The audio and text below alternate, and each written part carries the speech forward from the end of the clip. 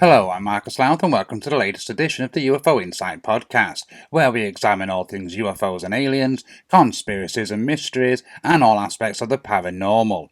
Okay, today we'll examine several waves of strange airships that gripped the United States, the United Kingdom, and New Zealand at different times between the late 19th century and the early 20th century. Indeed, at a time when there should have been very little in the air, these sightings remain very mysterious and unexplained. The best place to start would be with the first wave of these sightings, which took place during the opening months of 1897 across the United States. Although the very first of these sightings was actually recorded as far back as the previous year. Beginning in November 1896 in the skies of San Francisco, California, a wave of strange airship sightings began. Hundreds of people witnessed a strange craft, travelling at considerable speed and scanning the land below with what appeared to be searchlights. Further sightings were also recorded the same day in Santa Rosa and Sacramento. The sightings continued across the United States over the early months of 1897. Thousands of people witnessed them, and one newspaper report after another detailed each sighting. Many of the accounts, when read today, are strikingly similar to modern-day UFO reports. The cigar shape and the bright and multicolored lights that were described are just two examples, as is the descriptions of the quiet but constant whirring sound that was noticed when the airships were sighted. All also mentioned searchlights that would seemingly scan the ground below, as if looking for something or conducting some kind of nocturnal survey. Furthermore, as well as the calm, plodding nature with which they often moved overhead, they would, at times, shoot off at great speed, as if they had been shot out of a gun. One newspaper report would describe a large glaring light that, after hovering for a while, would suddenly depart at a most remarkable speed. The sightings would sweep across the United States. Reports would come from Colorado, Kansas, Iowa, Wisconsin, and Minnesota. On April 10th, an airship sighting over Chicago, Illinois, was witnessed by thousands of people as the city came to a virtual standstill. 11 days later, on the evening of April 21st in Texas, another airship report came in. This time, however, the witness, John Barkley, claimed he spoke with one of the crew members, and his story is as mysterious as it is bizarre. Barkley's dogs woke him from his sleep that evening. They were barking and apparently agitated by something going on outside. As he became more awake and to his senses, he noticed a whirring sound. Barkley, like everyone else, was well aware of the apparent sightings of strange airships, and so grabbed his gun and made his way outside of his property. Once outside, he stood in amazement at the sight of a large airship slowly coming down to the ground nearby. He would later describe the ship as being an oblong shape with wings and with side attachments of various sizes and shapes. The amazed Barkley slowly began to approach the airship as it settled down. A figure then approached him from the craft and asked him to lower his gun. He did so and asked the figure his name. "Never mind about my name, call it Smith," the figure replied to him, before asking Barkley if he might obtain for him some items that he needed for his journey. He handed him a $10 bill and requested Barkley purchase for him lubricating oil, 2 cold chisels, and blue stone. He told Barkley to keep the change, and in return for his kindness, they might call on him some day in the future. Perhaps the strangest thing the apparent pilot of the huge airship said to Barkley was his response as to where he was from. "From anywhere," he would tell him, "but we'll be in Greece the day after tomorrow." And with that, the mysterious man and the airship was gone. Did he mean that he and his crew would be in Greece in 1897? Or perhaps, as some researchers suggest, might their destination have been ancient Greece? In the days and weeks that followed Barkley's sighting, many others found their way into newspapers, and all of the witnesses, like Barkley, were considered respected and honest people by their communities and townsfolk. Just 24 hours later, and around 100 miles from Barkley's sighting in Jocelyn, Texas, was an encounter reported to the Houston Post by Frank Nichols. He stated he was brought from his sleep by a machine-like noise outside his home. When he went to investigate, he saw an airship descending in his field. He claimed the 2 men carrying buckets approached him and asked if they might draw water from his well. 3 days later, on April 25th, in the Texan town of Merkel, a sighting was reported by much of the town when a strange airship with bright lights appeared to drop anchor to the ground below. The anchor dragged along for some time before a figure above apparently cut it free and the airship disappeared into the clouds. On May 6th, during a rainy evening at Hot Springs in the nearby state of Arkansas, a sighting was reported by Deputy Sheriff McLemore and Constable Sumter. A man described as having a long beard approached them while other crew were observed to be stocking up on water, apparently for their upcoming journey. The bearded gentleman offered the two policemen a ride on the airship, stating, "We can take you where it isn't raining." Whether the airship sightings were secret technology, alien visitors, or even time travellers are not known and still much debated. The sheer volume of reported sightings, however, much like the many sightings made in the decades before, suggests at the very least that something was witnessed by many Americans during the 19th century. The United Kingdom was hit by its own mysterious airship sightings in early 1909, and while several strange incidents were reported as far back as Christmas 1908, the press, and in turn the public, would begin taking notice following an incident on March 23rd. A police constable known as Kettle would tell the London Evening Standard several weeks later of a strange cigar-shaped craft passing over the city. His reports may have been dismissed, however, if it wasn't for the corroborating witness statements of Mr. Banyard and Mrs. Day. Each would witness an almost identical aerial vehicle only 2 days later. Banyard, for example, would state there was no doubt at all that the object was an airship that was travelling against a very heavy wind. Throughout the rest of March and into April and May 1909, several dozen sightings were reported from all around the United Kingdom, but specifically London, South Wales and East Anglia. The May 17th edition of the London Evening Standard that carried Kettle's account only weeks previously would go on to say, "With few exceptions, they, the witnesses, all speak of a torpedo-shaped object possessing two powerful searchlights, which comes out early at night." Indeed, these physical descriptions, as well as the timing of the appearances, at least in retrospect to us today, bear remarkable similarities to the wave of sightings across the United States just over a decade earlier.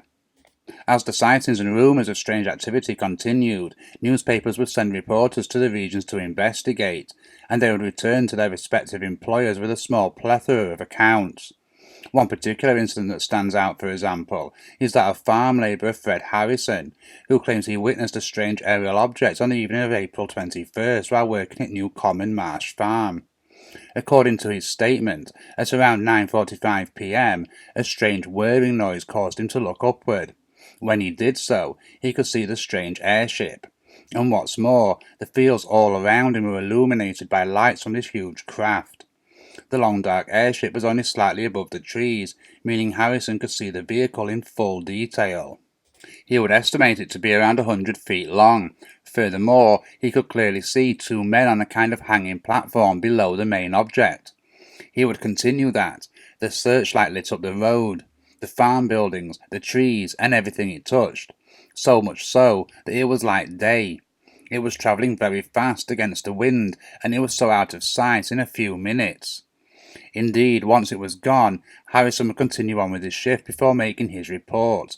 Only 3 nights later, however, at around 8 p.m, a group of people witnessed a strange object hovering over Ipswich in Suffolk. The sightings and the newspaper reports of them began to become a daily feature. Many theories would be put forward to account for and explain these strange happenings.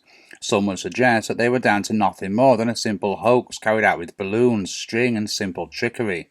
Others, however, would speculate that the airships were spies, possibly German, in the build-up to what would eventually be the First World War. Reports of the sightings would continue to surface and appear in the press. According to the Daily Express, a London solicitor, Mr. Strange, witnessed the bizarre airship one evening in May 1909 and would make a report directly to the War Office. Several nights later, the same newspaper would report on a sighting over Burley House, an historic building in Exeter.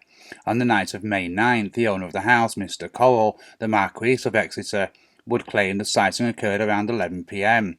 A strange light would rise and fall several times in the night sky. Cole would eventually manage to ascertain that the light came from a dark cigar shape in the sky. Judging from where the light was when he first noticed, and where it was only several moments later, Cole would recall that the object must have been moving quickly before it eventually disappeared out of his sight. On the same evening, 20 minutes later, Southend-on-Sea resident Miss Beauville would also witness a strange object overhead. She would report that she was closing her bedroom window when she saw a large dark object looming out of the sky. Although the night sky was dark, she was certain of the solid nature of the object, and what's more, she could clearly make out the torpedo shape as it hovered motionless overhead. After remaining still for several minutes, the airship began to rise, eventually moving off towards the coast and London. As it moved, several bright beams from its searchlights pierced the night sky. Unlike many of the other witnesses, Miss Beauville didn't witness any potential pilots, nor was she close enough to hear any engine noise.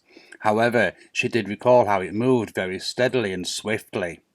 Interestingly, the sightings of May 9th would draw the harshest criticism yet from certain members of the press. They would highlight how if the witness statements were to be believed and the sightings occurred only 20 minutes apart, that would make the airship's average speed in excess of 200 miles per hour.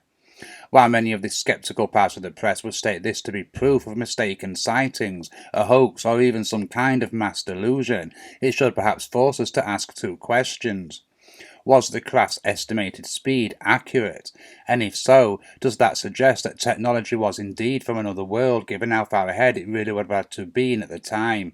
Or might it suggest that such aerial secret technology was already in the hands of the world's governments, decades before they were released into the public domain? This latter suggestion would fit very nicely with the notion from whistleblowers from some of the United States' more recent black budget projects, that wherever the public thinks they are, the military and intelligence agencies, behind closed doors, are likely 30 years ahead. Furthermore, might the two sightings simply mean there were more than one of these strange airships hovering around the United Kingdom? These suggestions would do little to calm a discreet but growing fear of some kind of imminent invasion. However, the notion that the airships were the result of a foreign agency looking to invade were also pretty much dismissed. After all, how could such an agency gather any worthwhile intelligence in the dark, unless, of course, and for the sake of argument, they had technology much more advanced than most were aware of? As the sightings were reaching a peak of sorts, they would come to a sudden end, or at least reporting of them would. On May 21, 1909, following an intervention by Lord Northcliffe, the then owner of the London Daily Mail. He would claim that the reports, and more specifically the talking points they created, were making German-English relations ever more difficult. By June 1909, sightings had seemingly ceased altogether. This is perhaps an interesting and quiet but important detail. If, for example, the intelligence behind the airship sightings, whether extraterrestrial or not, was disconnected to the authorities, then we would imagine that they would have continued their flights over the country regardless of the words issued by Lord Northcliffe. Although there were isolated reports from New Zealand during the winter of 1908, a month-long period in July 1909 was rife with airship sightings right across the country. The largely agreed upon first report would come from the Clutter Free Press. They would claim on July 11th, multiple witnesses claimed to have witnessed a bizarre airship making its way over Stirling. What's more, the Clutter leader would claim to the newspaper that the airship appeared at the same place every Sunday. Another report of the strange airships came on July 24th, when several boys playing on the beach at Caca Point witnessed a huge illuminated object moving about in the air. The object's lights were so bright that when they shone down, they would easily pick out the features and houses below. Fearing the airship could see their lantern and was heading for them, the boys became scared and ran. It would eventually disappear from their sight. They would, however, describe it as oblong-shaped and at least as big as a house. The following evening, the object was reported in the same location, this time by two witnesses, Mr. Smith and Mr. Poulter. Looking through a telescope at the time, Mr. Poulter would first witness a strange craft at around 10:30 p.m. He would call to his colleague, who would witness it also. He would describe it as a dark superstructure with a powerful headlight and two smaller ones at the side. The object eventually headed out to sea. From there, it either disappeared over the horizon or into the water. Furthermore, according to Mr. Smith, the same craft appeared every night for the past week at the beach in question. As in the United Kingdom several months previously, sightings would continue, and they would occur regularly. Over the skies of the town of Kelso on the afternoon of July 23rd, several school children witnessed an airship hovering over their school for several minutes. Each of the schoolboys would face questions separately regarding the sightings, and each would produce a sketch of them. Each would produce almost identical drawings and tell an almost identical account. Furthermore, they hadn't had a chance to speak prior to the arrangements implemented by the quick-thinking school staff. Interestingly, the schoolboys, like many of the United Kingdom sightings, were claimed to see a box under the main body of the craft. However, they didn't see any occupants. Furthermore, upon comparing their answers, all agreed that the airship was very dark, almost black in colour. The following day came another airship sighting over Kelso. This time, around 6 miles from the school, 12 tradesmen were working when they noticed a cigar-shaped craft with a carriage on the underside making its way through the sky. Each had telescopes or binoculars with them, and each would use them to get a clearer view of the strange vehicle, which remained in view for several minutes. The newspaper would even receive a letter from a reader claiming to have knowledge of a crashed airship at Port Molyneux. No other details are available, however, and we simply do not know if the claim is authentic or not. In their July 30th, 1909 edition, the Clutha Leader would report on an incident that took place several days earlier on July 27th in the region of Blair Clutha. The report would state that two men, Mr. Mitchell and Mr. Wright, witnessed a large boat-shaped structure overhead at around 10 a.m. on the day in question. As it moved, it seemingly changed in their direction, and it would dip up and down in the air. It eventually changed direction again and disappeared into the distance. The following day, on July 28th in Dunedin, a local resident was awoken by a noise he first believed was an earthquake. He would recall as a little after 2 a.m. He would describe the noise as like a ship dragging her anchor on the ground. When he made his way to the front window, he could clearly see a big black thing with searchlights attached to it. Yet another 24 hours later, on July 29th, more reports would come in. This time, multiple witnesses in Timaru would report a light heading inland from the sea. Behind this large headlight were two smaller lights. As it came closer still, the cigar-shaped body of an airship-type craft was seen. On this occasion, as opposed to searching the ground with its searchlights, they seemingly swept the skies around them. Interestingly, on the same evening, two women would report a cigar-shaped craft in the Wakaka district of Southland. They would further claim that the searchlights would sweep the area and change from white to red to violet to green and then to orange. On the same evening, on the west coast of the South Island, several train passengers would watch as they approached Greymouth as a bizarre light was seemingly heading toward them. As soon as the train pulled into Nelson Creek Station, passengers would flood from the train and onto the platform in order to get a better view of the strange object.